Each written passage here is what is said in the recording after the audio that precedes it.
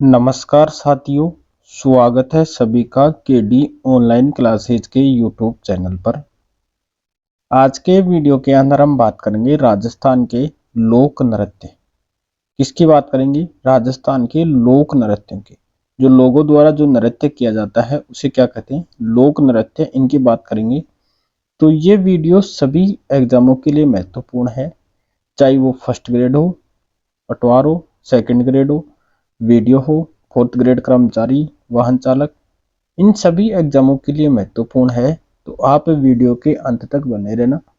Video अच्छा लगे तो वीडियो को लाइक करना, शेयर करना और चैनल को सब्सक्राइब करना।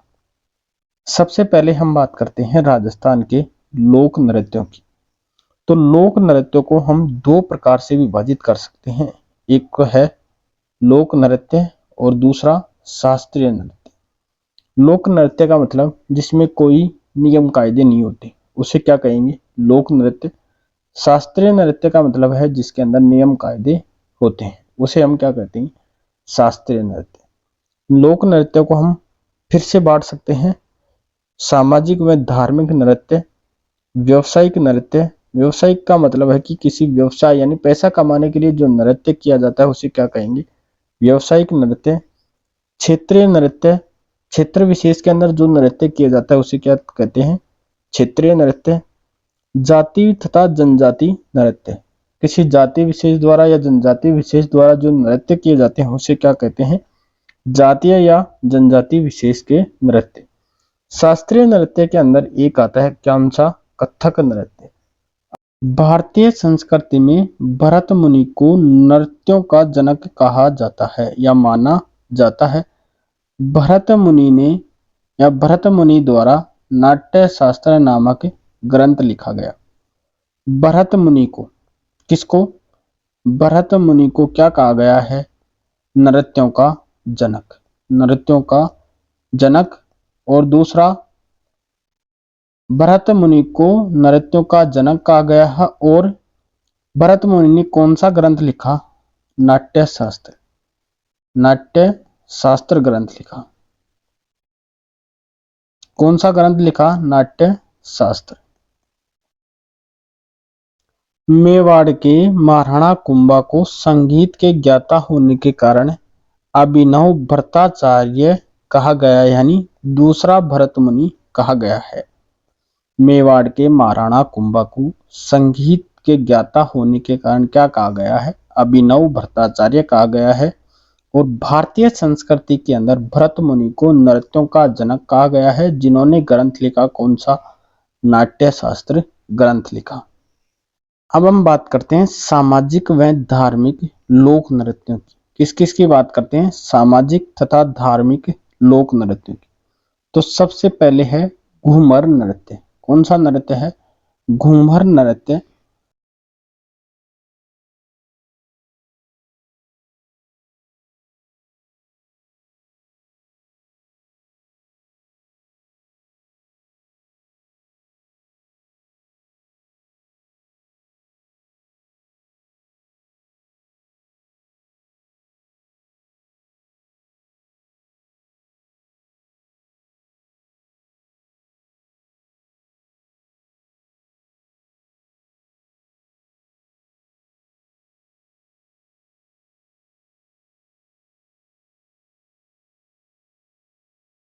इस नृत्य की उत्पत्ति मध्य एशिया के भृंगु नृत्य से मानी जाती है।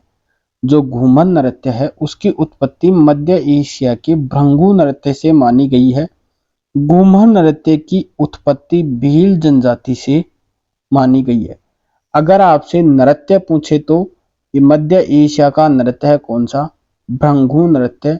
और जाति पूछे तो भील जनजाति द्वारा उत्पत्ति मानी गई है। मारवाड़ के शासक उम्मेद सिंह के काल में इस नृत्य की शुरुआत हुई। घूमर नृत्य की शुरुआत किसके शासन काल में हुई? मारवाड़ के शासक उम्मेद सिंह के शासन काल में। यह विशुद्ध रूप से महिलाओं द्वारा किया जाने वाला नृत्य है। घूमर नृत्य है वो कौन करती हैं? महिलाएं करती हैं। और किसके काल में शुरू हुआ? मारवाड़ के शासक उम्मेद सिंह के शासन काल में। घूमर नृत्य की उत्पत्ति पूछे तो भील जनजाति से, और नृत्य से पूछे तो भृंगु नृत्य से उत्पत्ति हुई है। और घूमर नृत्य को क्या कहा गया है? राज्य नृत्य, नृत्यों का सिरमौर, राज्य की आत्मा, ये सभी क्या हैं? घूमर नृत्य के उपनाम। यह नृत्य तीज यानी छोटी तीज तथा गणगौर के अवसर पर किया जाता है। घूमर नृत्य कब किया जाता है? तीज और गणगौर के अवसर पर इस नृत्य के साथ घूमर गीत गाया जाता है। कौन सा गीत गाया जाता है? घूमर नृत्य के साथ घूमर गीत गाया जाता है। और मुख्य वाद्य यंत्र हैं ढोल, नगाड़ा और शहनाई। घूमर नृत्य किया जाता है तब कौन कौन से वाद्य यंत्र बजते हैं? ढोल, नगाड़ा और शहनाई। इस नृत्य में कुल 8 क्रियाएं होती हैं जिन्हें क्या कहा जाता है? सवाई कहा जाता है। क्या कहा जाता है? सवाई कहा जाता है। इस घूमर नृत्य के अंदर कुल कितनी क्रियाएं होती हैं? 8, जिसे क्या कहते हैं? सवाई कहते हैं। यह नृत्य अत्यधिक धीमी गति के साथ अंगों का संचालन करते हुए किया जाता है, जिसे कहरवे की ताल कहा जाता है। जो घूमर नृत्य है वो अत्यधिक धीमी गति के साथ अंगों के संचालन के साथ किया जाता है, जिसे क्या कहते हैं? कहरवे की ताल कहते हैं, या करतब दिखाते हुए किया जाता है। घूमर नृत्य का सर्वाधिक प्रचलन मारवाड़ तथा मेवाड़ क्षेत्र के राजपूत महिलाओं में है। जो घूमर नृत्य है उसका सर्वाधिक प्रचलन कहाँ है? मारवाड़ और मेवाड़ क्षेत्र के अंदर। 1986 में किशनगढ़ की राजकुमारी गोवर्धन कुमारी द्वारा राष्ट्रीय घूमर गणगौर अकादमी की स्थापना की गई। एग्जाम में क्वेश्चन पूछा गया है कि राष्ट्रीय घूमर गणगौर अकादमी की स्थापना किसने की? राजकुमारी गोवर्धन कुमारी ने की। कब की? 1986 के अंदर। राजस्थान के अंदर घूमर के 3 रूप प्रचलित है। राजस्थान में घूमर के कितने रूप प्रचलित हैं? घूमर के 3 रूप, 3 प्रकार प्रचलित हैं। प्रकार प्रचलित है। कौन कौन से? एक तो है घूमर, ये तो साधारण स्त्रियां भाग लेती हैं इसमें। साधारण स्त्रियां भाग लेती हैं। और दूसरा रूप है इसका लूर। कौन सा? लूर। लूर करती हैं गरासिया जनजाति की महिलाएं। गरासिया जनजाति की महिला। और तीसरा रूप है इसका झूमरियों। कौन सा? झूमरियों। यह किया जाता है बालिकाओं द्वारा। बालिकाओं द्वारा। राजस्थान में घूमर के कितने रूप प्रचलित है? 3। एक तो है घूमर जिसके अंदर साधारण स्त्रियां भाग लेती हैं। दूसरा है लूर जो गरासिया जनजाति की महिलाएं करती हैं। तीसरा रूप है झूमरियों जो बालिकाओं द्वारा किया जाता है। आगे हम बात करें अग्नि नृत्य। कौन सा नृत्य है? अग्नि नृत्य। तो अग्नि नृत्य है ये जसनाती संप्रदाय के अनुयायियों द्वारा जलते हुए अंगारों पर किया जाता है। जसनाती संप्रदाय के अनुयायियों द्वारा जलते हुए अंगारों पर यह नृत्य किया जाता है। यह नृत्य कतरियासर बीकानेर में सर्वाधिक प्रसिद्ध है। अग्नि नृत्य कहाँ का प्रसिद्ध है? कतरियासर बीकानेर का। और कौन करता है? जसनाती संप्रदाय के अनुयायी। बीकानेर के महाराजा गंगा सिंह ने इस नृत्य को संरक्षण दिया। अग्नि नृत्य को संरक्षण किसने दिया? बीकानेर के महाराजा गंगा सिंह ने संरक्षण दिया।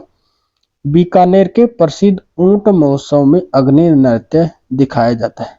बीकानेर के अंदर जो ऊंट महोत्सव होता है उसके अंदर अग्नि नृत्य दिखाया जाता है। इस नृत्य में अंगारों का ढेर धूणा नर्तक नाचनिया कहलाता है। जो अंगारों का ढेर होता है उसे क्या कहते हैं? धूणा। और नर्तकों को क्या कहा जाता है? नाचनिया। अग्नि नृत्य के समापन में फतेह फतेह का उच्चारण किया जाता है। अग्नि नृत्य के समापन के समय क्या उच्चारण करते हैं? फतेह फतेह का उच्चारण करते हैं। अंगारों को ठंडा करने के लिए तरबूज फोड़ा जाता है, जिसे मदिरा फोड़ने की क्रिया कहा जाता है। अंगारों को ठंडा करने के लिए क्या फोड़ा जाता है? तरबूज फोड़ा जाता है, जिसे कहते हैं क्या? मदिरे फोड़ने की क्रिया कहते हैं।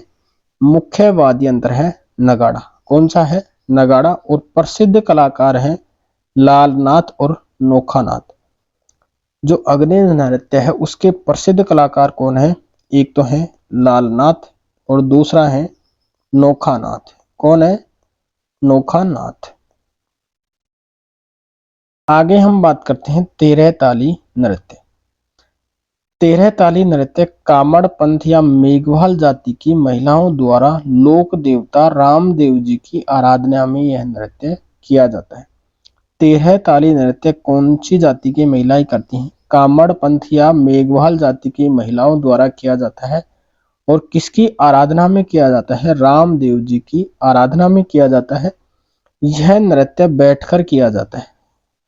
इस नृत्य में नृत्यांगना 13 मंजीरें बांधती है, 9 तो दाई और 2 कोहनी पर और 2 कलाई पर। 13 ताली नृत्य होता है उसके अंदर कितने मंजीरे बांधे जाते हैं? 13 मंजीरे।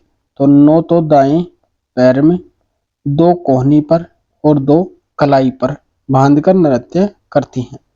इस नृत्य की शुरुआत रामदेव जी के ब्यावले के साथ तथा समापन हिंगलाज माता के गीतों के साथ होता है। जो 13 ताली नृत्य है उसकी शुरुआत होती है रामदेव जी के ब्यावले के साथ और समापन होता है हिंगलाज माता के गीतों के साथ। प्रमुख वाद्य यंत्र हैं तंदूरा, चौतारा, तंबूरा, बैणु, निशान और मंजीरा। मुख्य वाद्य यंत्र क्या है? तंदूरा, चौतारा, तंबूरा, बैणु, निशान और मंजीरा। इसका उद्गम होता है पादरला गांव पाली से। 13 ताली नृत्य का उद्गम स्थान कौन सा है? पादरला गांव पाली।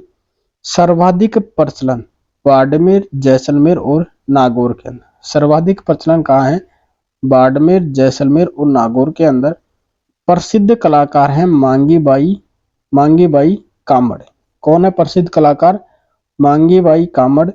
इस नृत्य के एकमात्र पुरुष कलाकार है लक्ष्मण दास कामड़।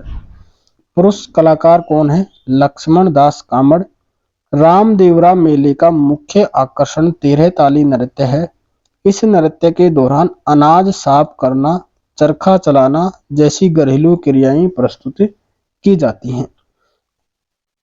रामदेव जी मेले का मुख्य आकर्षण क्या होता है? 13 ताली नृत्य।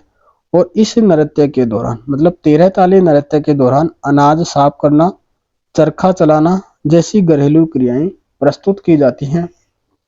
इसके आगे हम नेक्स्ट वीडियो के अंदर बात करेंगे। तब तक के लिए धन्यवाद दोस्तों। जय हिंद।